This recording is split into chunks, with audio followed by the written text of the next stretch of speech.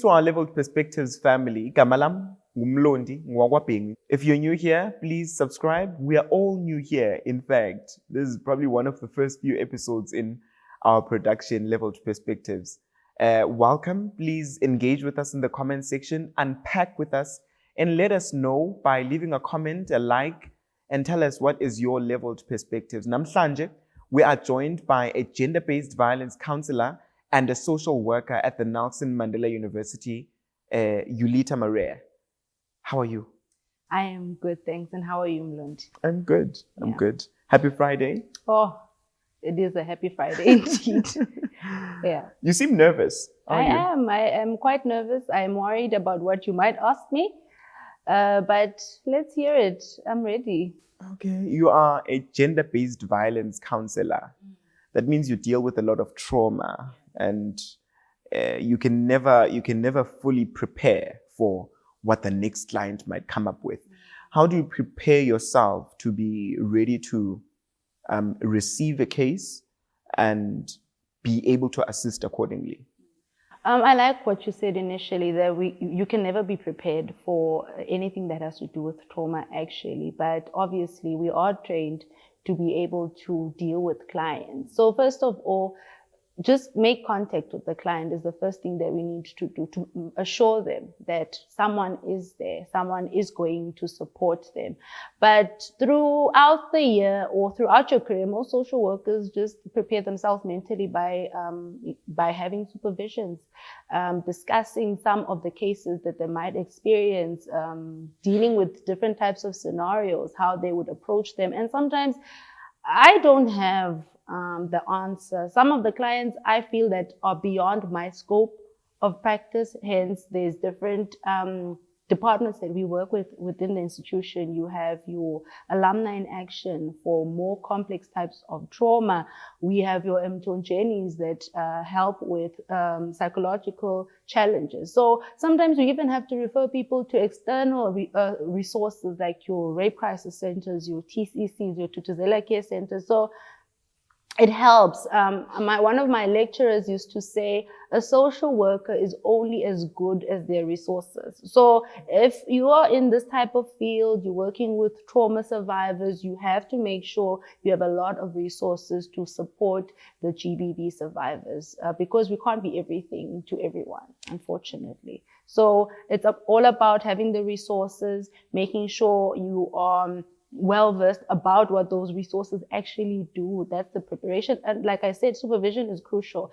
And also self-care is quite important. I can't be worried about my own traumas, yet I deal with trauma. It's things that I have to deal with as an individual as well. I have to address those. I don't want to be triggered now when you're telling me something has happened to you. Now I'm like, oh, I'm sympathizing because I've been through something quite similar, and now I can't deal with yours because I haven't dealt with mine. So it's important for me to work on myself as well, especially even during supervision as well, because the supervisors that we work with, I'm sure you've seen how Doc always encourages us to speak to counselors, and the debriefing sessions that we have in our office as well come in quite handy in us being prepared to deal with GBV related issues within the office. I'm just thinking of the human aspect of it. Realistically, you deal with such a severe and traumatic case during the day. You have to go back home. Yeah. You can't just delete it from your mind. How do you work around that?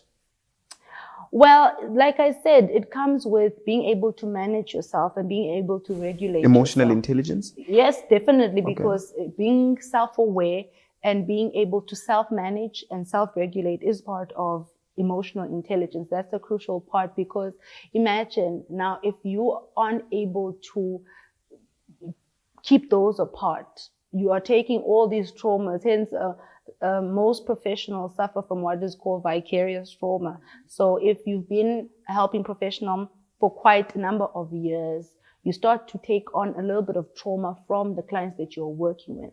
Hence, the debriefing sessions are crucial. We have to do those sessions.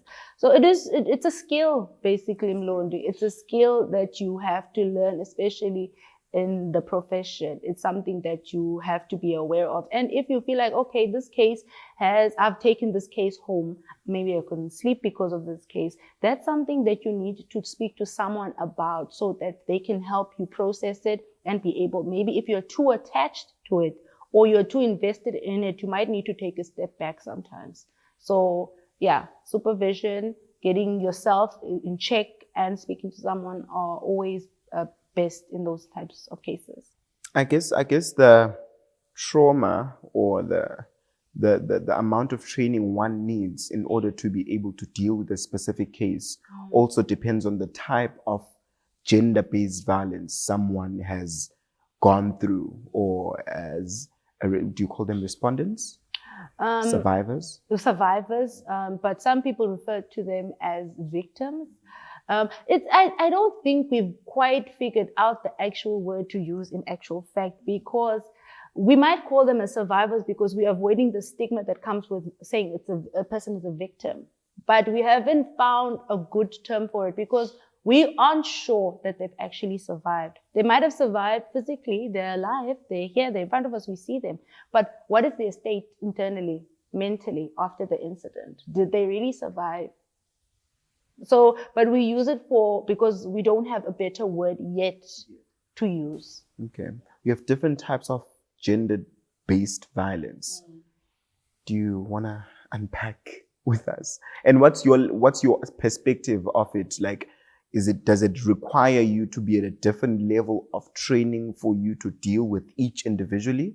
Or can I just be a social worker and have the necessary training that I need and then be able to deal with all types of gender-based violence?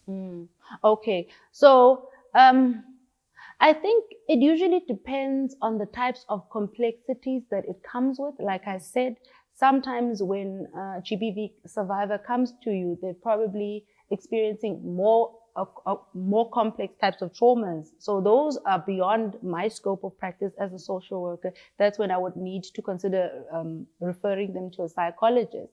So, but basically in social work, we do have the basic and necessary skills to contain a situation. Basically, they're also called containment skills as well.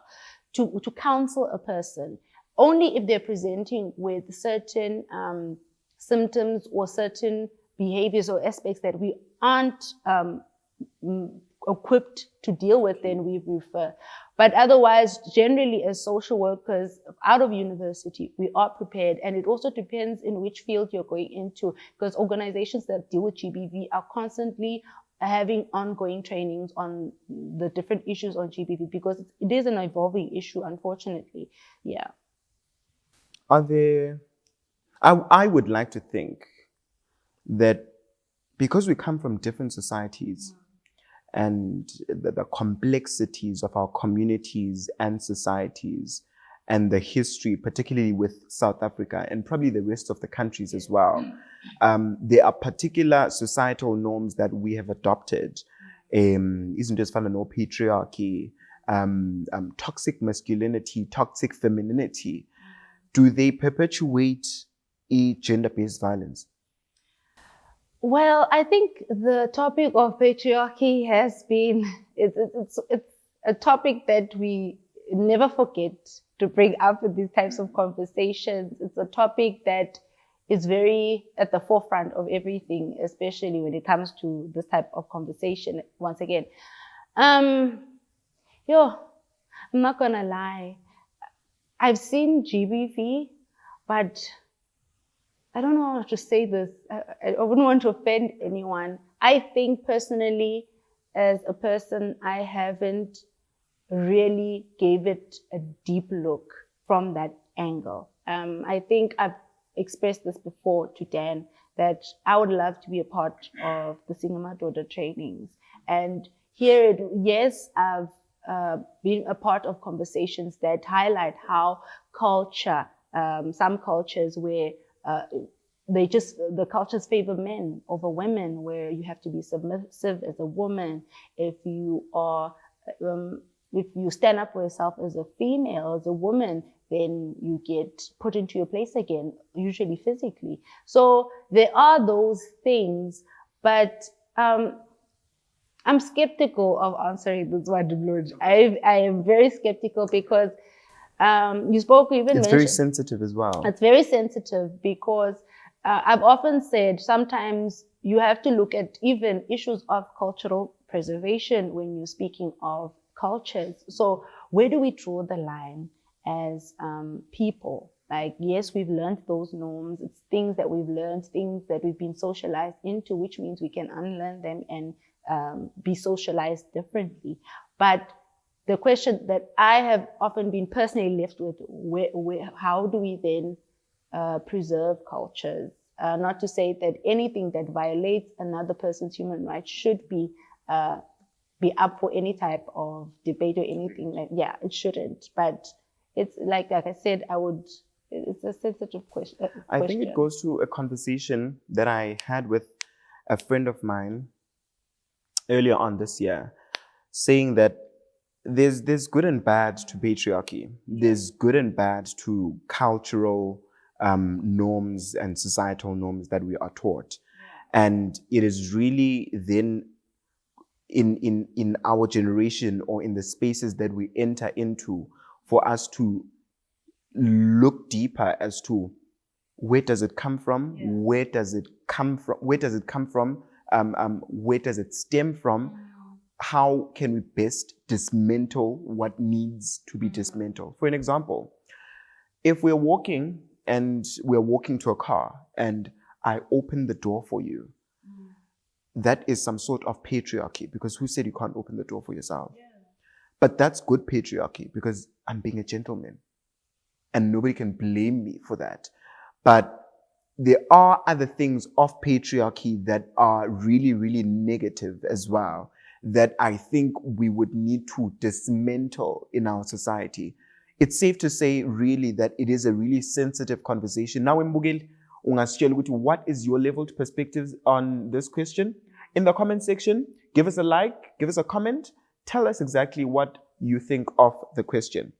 Moving on, Yulita, there are people, like you mentioned, we call them, for lack of a better word, survivors. How do I get to that surviving? How do I get through the survival stage of my trauma from gender-based violence, from a socialization perspective, from family support to friends, because some people really struggle to open up.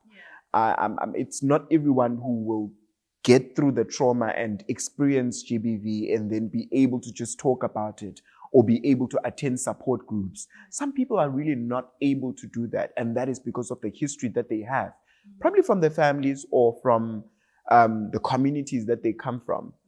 How can you best support? Sure.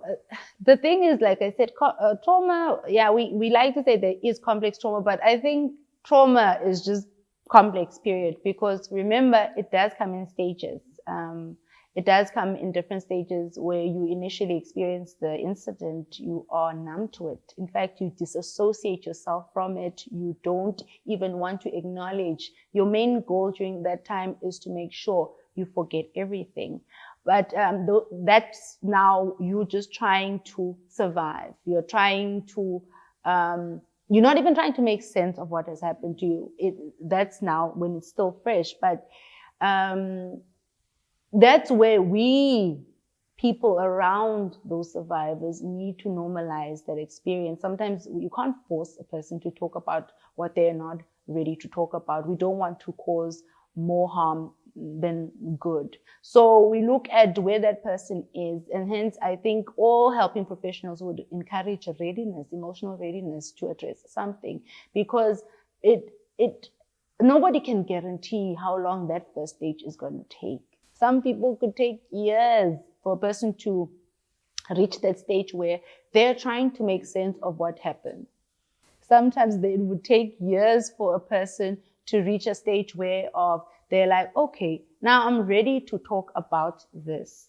All right. I'm ready now to unpack what happened to me. In fact, I'm ready to find meaning as to why that happened to me. Why me? It could have happened to anybody. But now, us, we tend to be like, no, talk. They don't like, we have to create an environment that is supportive, patient, and non-judgmental. And non-judgmental doesn't always mean it's what we say. It's our actions, our attitudes towards what the person is going through. We have to create that environment that creates a safety. And remember, it's an issue of power, it's an issue of safety, it's an issue of feeling like you're in control again over your life. And if you're having people just overwhelming you with their own perspectives of how you should deal with the issue, the situation, then we are not being that very supportive. Essentially, I'm encouraging that let us be supportive. How we respond to a person coming to us and telling us they've experienced GBV is quite crucial. It could even determine whether that person will report or not, or they'll even ever talk about it to anyone ever again. So we need to be mindful. If we really care about those people and we want them to get well, let us be educated about how to respond and support GBV survivors. Yes. Accountability? Where in our society, there's also that conversation now in our society where, considering patriarchy, considering feminism, considering all these subsystems that have built within our society, we shy away from accountability. For an example, if we know that emzini othile kuphilwa ngenduku, ubaba wakhona uyababhubhisa abantu ngenduku, he's very aggressive, there's a lack of accountability within our society. Tell us the damage that lokho kungaba nakho in a person's mind and in society as a whole. Yeah, I think when you have normalized violent behavior, obviously you are in a way socializing people into that. You are telling them that, okay, it's nothing that hectic. It's not that deep. I'm used to this. You're in a way normalizing it and making people desensitized to its impact on people's well-being, physical, emotional, psychological well-being. So those are the things that it can do, whereby we start now developing a new culture of wherever I come from. This is nothing bad. I'm used to this. It's expected. Now you'll come into places like our university where that won't be tolerated. You'll find yourself in trouble. And sometimes it's not because you know better. You just come from a background that promotes and makes you think it is okay to be violent towards someone else.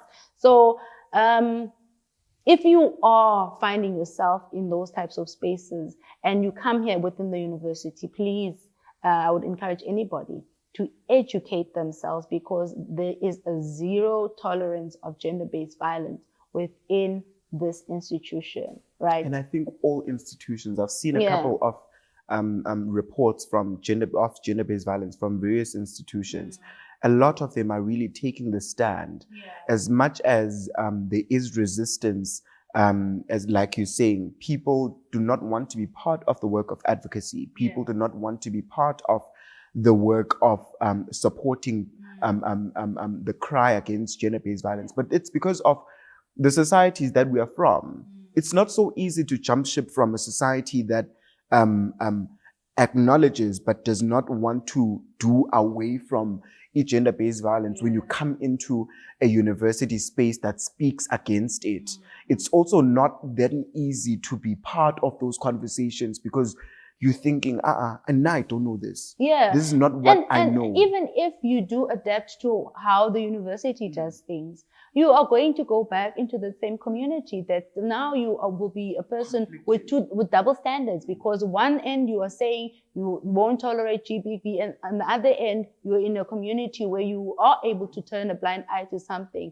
And fortunately, I don't know if you're aware that the Domestic Violence Act now states that if you are a person who knows of a person who's being abused, or you suspect someone is being abused, you can be held accountable. As a person who knows and suspects, but you do nothing about it, you will be held accountable by the law.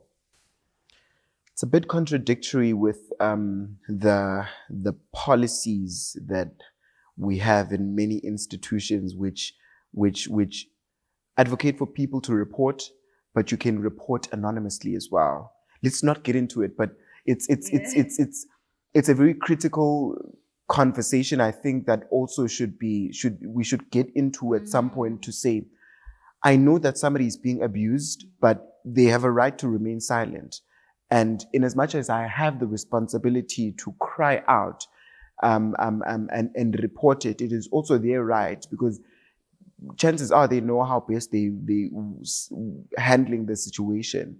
Mina ngenaphi, you know. So it's different cases, but I truly encourage for people to report.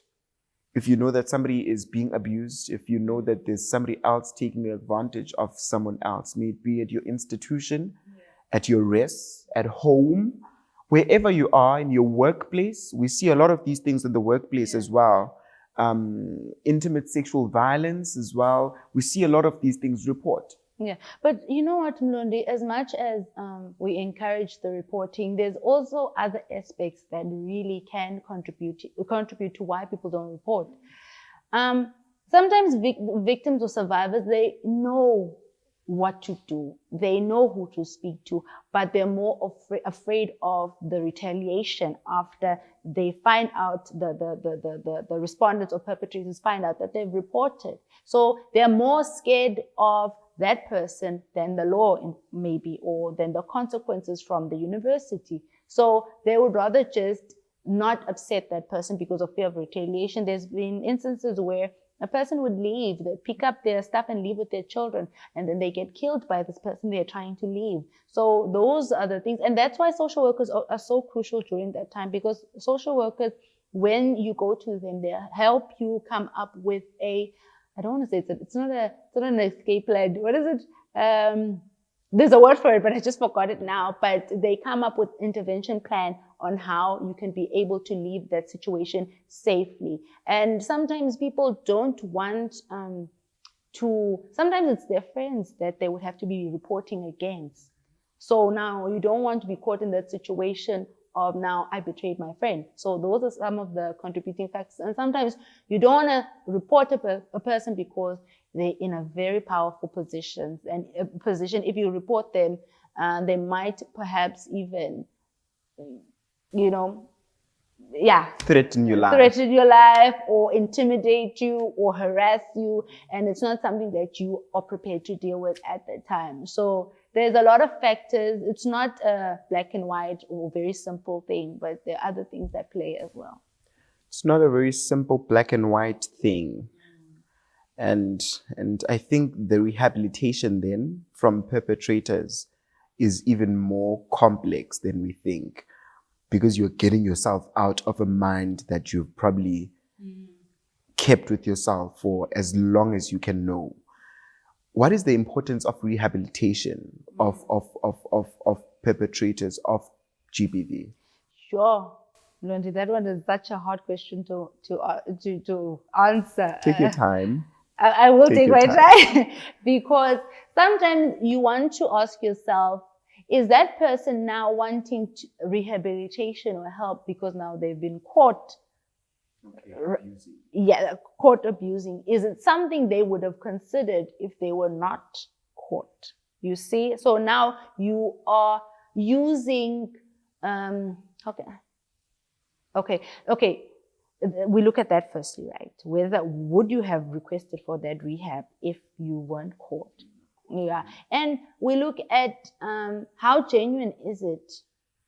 Because yes, we do think restorative justice is quite important. That's where we look at the person's background. What made them be that person? What made them become a perpetrator? What led them? Yes. What was their childhood like? So you look beyond the person. You look at their upbringing. You look at their surroundings. So that can be done, but it's like I said, it's complex, because you would need to question why they are there and how long are they planning to change, because some people, you can't switch on a button and say they've changed. They probably just instrumentalize it at that moment for them to get out of trouble. And then later on, they'll probably move away from here and go elsewhere, and they start from scratch. And now they probably refined even their strategy of being a predator or something like that, or perpetrator. And then, you look at the genuineness of the rehabilitation. Yeah, is it itself. something that they wanted? Are we forcing it on people? And what's influencing the rehabilitation now? What's influencing that? Because chances are we would be wasting our time sometimes. I think that's an interesting question for Singamadoda, actually. Maybe Singamadoda should try, but that's my look on it. I'm all for social restorative justice, where we look at where that person came from. How did they get to be a person who's a rapist? How did they get to be a place with? Because they were once someone's child. They were once a little boy, a little girl. What made them become that person? Yeah, I think it's quite deep work. It's deep work. I do think that in as much as we would want to have all perpetrators of GBV rehabilitated, it is imperative that we know ukuthi ivelaphi, firstly, and offer them support, and must offer support. It's not we are offering support because we are still very skeptical whether you would go back or not, but giving them that full support to say, we see you, we acknowledge you. Also, then you should acknowledge your past actions. We are not going to now forgive and forget. It's not so easy to forget someone's actions, especially if they're gruesome and very harmful to society or someone or an individual. Acknowledging that, some people don't actually acknowledge their actions. It could be because their actions might have been influenced by substance abuse, or any other thing that might, like really you were saying, ivelaphi le nto yenzayo, uyifundephi. What probably are some of the things that you would like to highlight in terms of substance abuse and GBV? Okay. So that one is a very good question, because it's close to home. But obviously, alcohol does inhibit your judgment. It does make you feel like you can do a whole lot more than Not only alcohol. Any other substance. Any substance. Yeah. That's why I said it does make you feel abuse. more confident to do things that you wouldn't ordinarily do if you were sober. Alcohol has got that thing about it. So it does, unfortunately, make most of the time our female students vulnerable to GBV. Being in those social spaces and not being able to protect yourself from substances, not just alcohol, substances, because we've had clients who've been had their drinks spiked. We've had clients who were pimped out in those spaces because they were under the influence of alcohol by their friends. Sometimes alcohol is got such a deep impact in the rising number of cases within the institution, because we would notice a trend after every party or student get together. If there was alcohol, a week or two after that, that's when we would start getting cases. Even if we got them maybe after 5 months, there would still be cases from that time.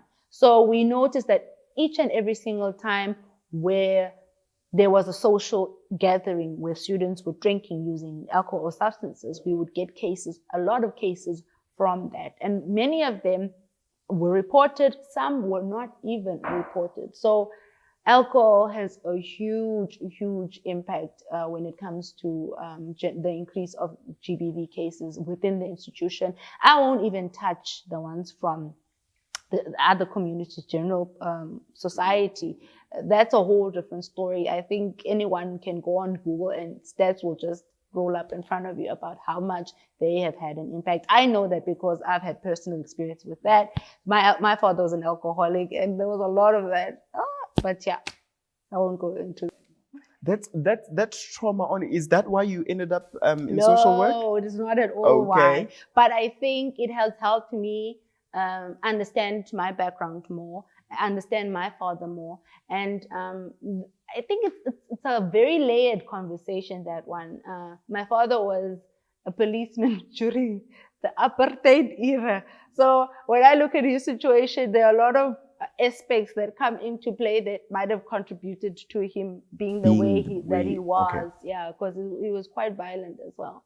Yeah, but it's not the reason why I became a social worker. I didn't even want to become a social worker, just so you know. I just found myself here. But you're doing an amazing job. Oh, thank you, Lodi. You play such a critical role. I didn't even want to be talking to people. I didn't want to be doing this. But here you are now. We are I here know. now, my love. We are not going anywhere. Okay. And you're doing really such an amazing job. A lot of people don't see it. I'm sure your clients appreciate you. And Do they? I think they do. I hope so. I think they do. I hope Call so. to action. How do you call people to action against GBV? And not only in the university system. Sengicabangela nabazali. Umzali uthumela ingane yakhe enyuvesi ukuthi hamba uyofunda mntanami. Ingane ifike, you make decisions, you make the choices, you end up in certain groups, you end up being friends with particular people.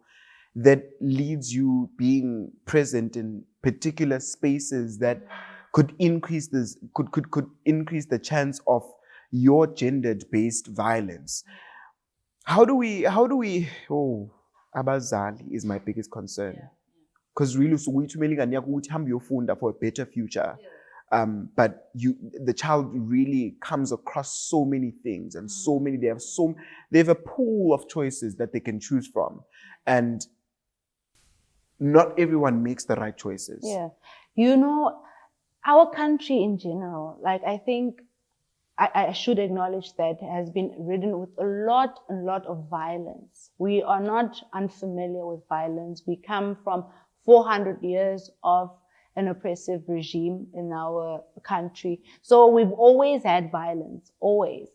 I wouldn't want to come across as blaming people, but we know that the type of communities and society we have been raised in, the types of violences that we experience there. So it would only make sense for us to equip ourselves, not to say that it would be, if maybe we weren't equipped, it would be our fault that we're finding ourselves in compromising situations, but us not being fully equipped about these types of social ills leaves us vulnerable to exploitation, leaves us vulnerable to violence. Clinton, our self-defense instructor, always says that perpetrators always think 2 steps ahead of their victims. So imagine, and sometimes we are doing the work, we are educating. People aren't written perpetrator on their foreheads. They are not. So we could be educating perpetrators about how survivors should keep themselves safe. Like I said initially, that when you're doing that education, they probably go back and they reevaluate their strategies. They refine their methods of perpetrating and find loopholes in it and find new ways of victimizing people. So it's not serving us to be ignorant about these issues. It's not enough to just know that, GBV, and that's it. What does that look like? And what does that look like in your community? Because we tend to distance ourselves from all of the social ills. We only look at them from the TV. No, it's not affecting me. Then we're not bothered. But what does that look like in your community? You should be bothered because it's your community too. So we should always look at these social ills from a very close perspective, from our very own communities before we distance ourselves and look at other communities. And we might actually probably be more empathetic to other people. So basically, education, don't choose ignorance in these types of situations. Be equipped. So parents need to be equipped. And I think, I don't know who's going to do that because I can't say government. Can I? We're hoping to. No, apparently there's in our society, if you say the government must, you can't say the government must in our society now. If you're saying that, you are coming across as very ignorant. Like, as if you can't. Okay. Don't you see your government? So we are at a place of encouraging communities, people, society to take charge of their lives, take charge of their safety in the community. Obviously, no community justice. What you call mob justice? No, I'm not encouraging. No, don't washing. No, but we are encouraging more proactive approach from community members in dealing with GBV related things. And we encourage females, importantly, like I mentioned about the Domestic Violence Act, they are identified as most vulnerable, especially females under the age of 25. They are considered more vulnerable to GBV. So you can't come here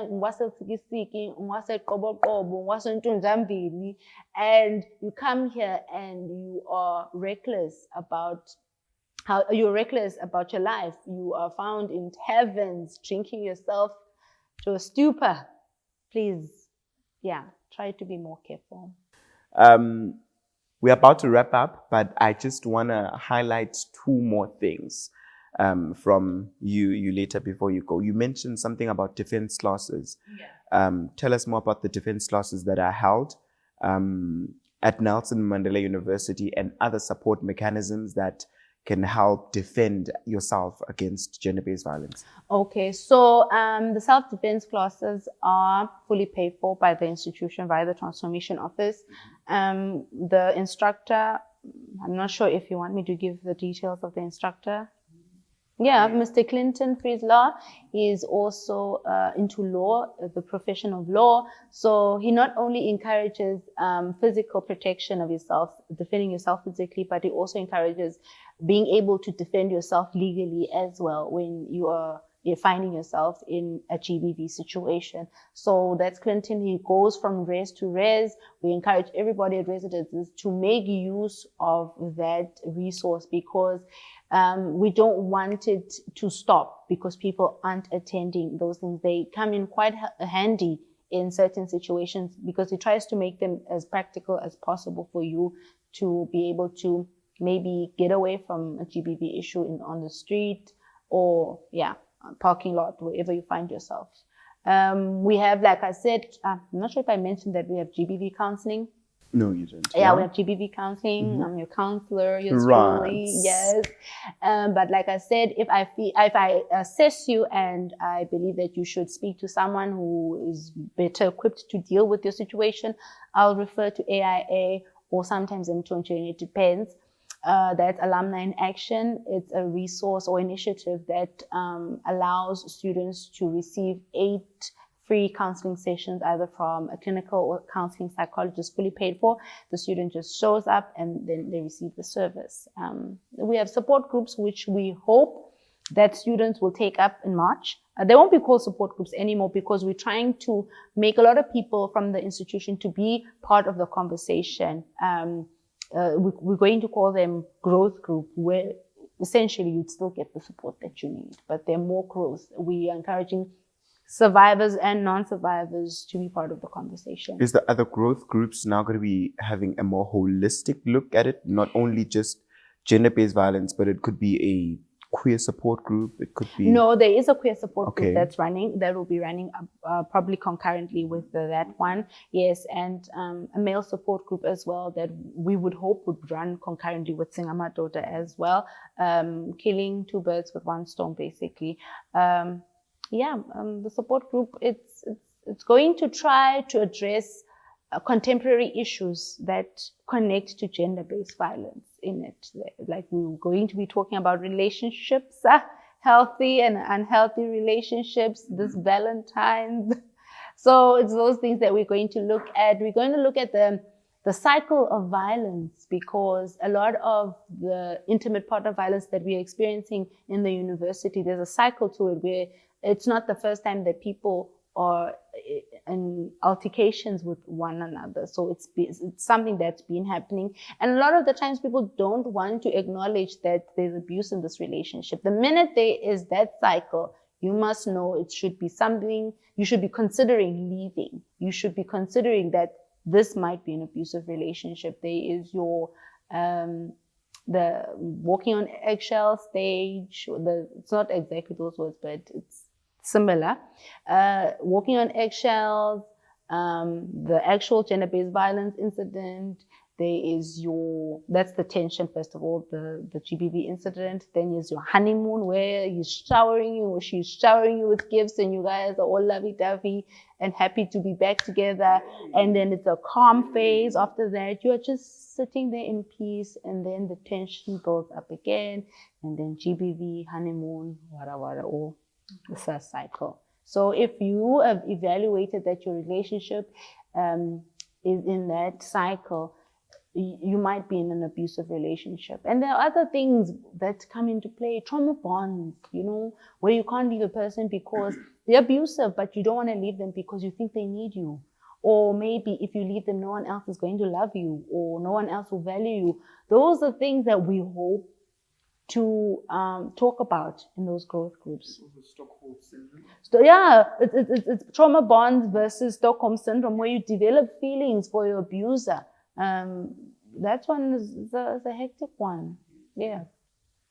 Now, my viewers, I've recently learned that Ms. Yulita Marehia has successfully completed her master's degree qualification. Right? Lord, why? Please help me to congratulate her. She's very shy. Very. Are you applying for PhD?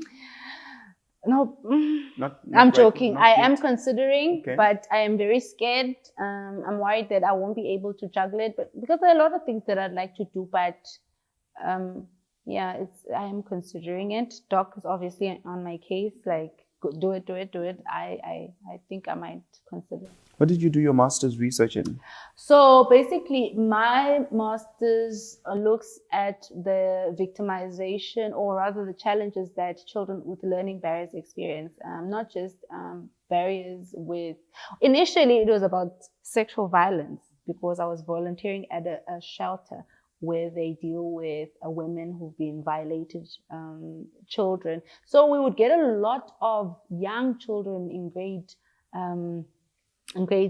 4, those young children, man, primary school type of children. And then I noticed that majority of those children who would come there, not all of them, majority of them would come there, and I would notice that there were intellectual challenges with those children. And I wondered, did that perhaps contribute to them being sexually violated? So my study was initially on that.